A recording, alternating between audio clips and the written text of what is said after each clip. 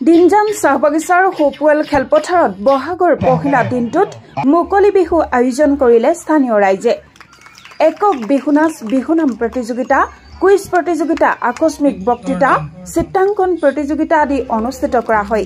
দিনজান আঞ্চলিক যুৱ সংঘৰ সৌজন্যত আয়োজন কৰা সংঘৰ পতাকা উত্তোলন কৰে সভাপতি মনোজ তাছাই। বিহু পতাকা উত্তোলন কৰে নিতুমণি বুঢ়াগোহাঁয়ে। স্মৃতি তৰ্পণ কৰে তাৰাপ্ৰসাদ থাপাই।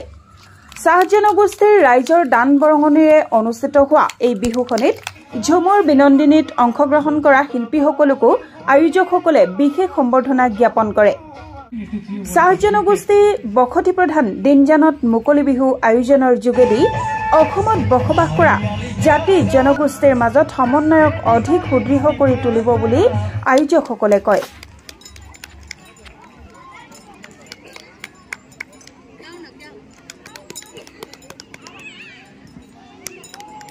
তাৰ বাবে অশেষ ধন্যবাদ জ্ঞাপন কৰিছোঁ। আৰু দিনজান আঞ্চলিক যুৱ সংঘৰ সকলো বিষয়ববীয়া, মোৰ সতীৰ্থ সম্পাদক শ্ৰীযুত বাবুল কৰ্মকাৰ, লগতে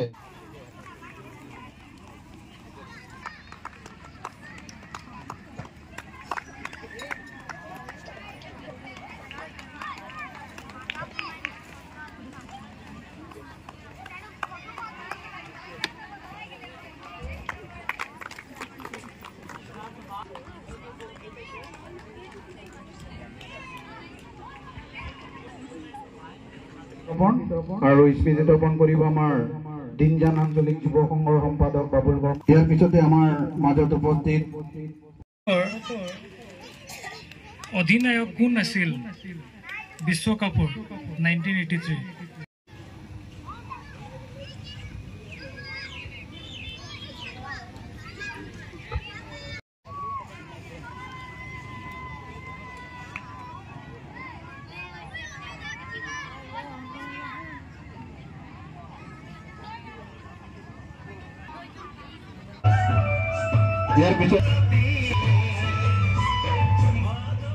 ইয়াৰ পিছতে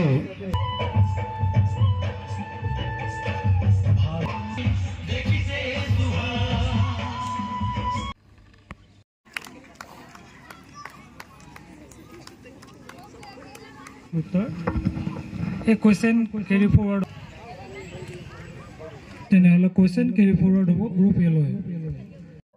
বিহু অনুষ্ঠানসমূহ যেতিয়া আমি পাতোঁ আমাৰ বিভিন্ন অঞ্চলতে, আৰু আমি ভাবোঁ যাতে আমি জাতি ধৰ্ম বৰ্ণ নিৰ্বিশেষে প্ৰতিটো জনগোষ্ঠীৰে সমিল মিলেৰে এনেধৰণৰ অনুষ্ঠানসমূহে যাতে এক এনাজৰী ডালেৰে বান খুৱাই থ'ব পাৰে, সেইটো মানসিকতা লৈ আমাৰ দিনজান আঞ্চলিক যুৱ সংঘৰ সকলো বিষয়ববীয়াই এই অনুষ্ঠানটি প্ৰতি বছৰে পাতি আহিছে।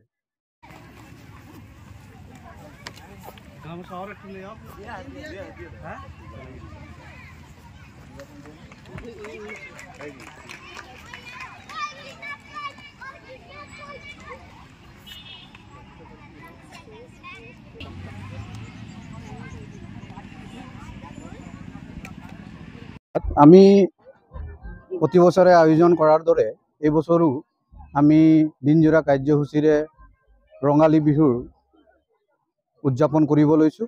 আৰু এই ৰঙালী বিহু উদযাপনৰ বিভিন্ন কাৰ্যসূচী আমি প্ৰতি বছৰৰ দৰে লৈছোঁ।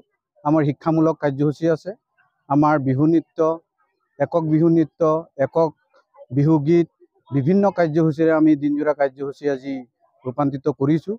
আৰু এইখিনিতে মই আপোনালোকৰ যোগেদি মই সমগ্ৰ অসমবাসীক ৰঙালী বিহুৰ শুভেচ্ছা জ্ঞাপন কৰিছোঁ। আমাৰ দিনজান আঞ্চলিক যুৱ সংঘৰ উদ্যোক্তাসকলকো আপোনালোকৰ যোগেদি মই আন্তৰিক ধন্যবাদ জ্ঞাপন কৰিছোঁ। আমাৰ দিনজানবাসী ৰাইজকো মই আন্তৰিক ধন্যবাদ জ্ঞাপন কৰিছোঁ। ৰঙে ৰহস্যৰে পালন কৰোঁ। ৰঙালী বিহু আমি সাতটা ভাৱে পালন কৰোঁ। যেনেকৈ প্ৰথম দিনা আমাৰ কালি আছিলে গৰু বিহু, আজি হৈছে মানুহ বিহু, কাইলৈ হ'ব গোসাঁই বিহু, পৰহিলৈ হ'ব নাঙল, তাৰপিছত আহিব তাঁতৰ বিহু, তাৰপিছত আহিব চেনেহী বিহু, তাৰপিছত চেৰা বিহু। আমাৰ 7টা বিহু আছে। 7 দিনত 7 ভাগে 7টা বিহু হয়।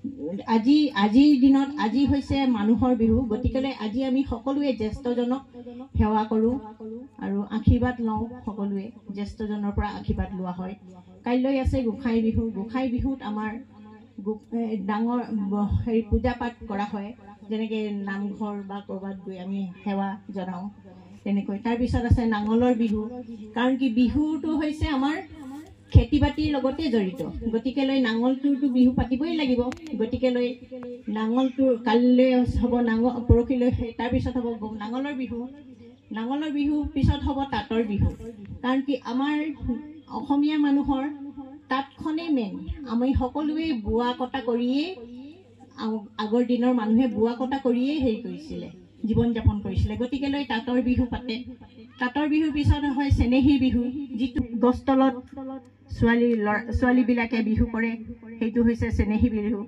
তাৰপিছত হৈছে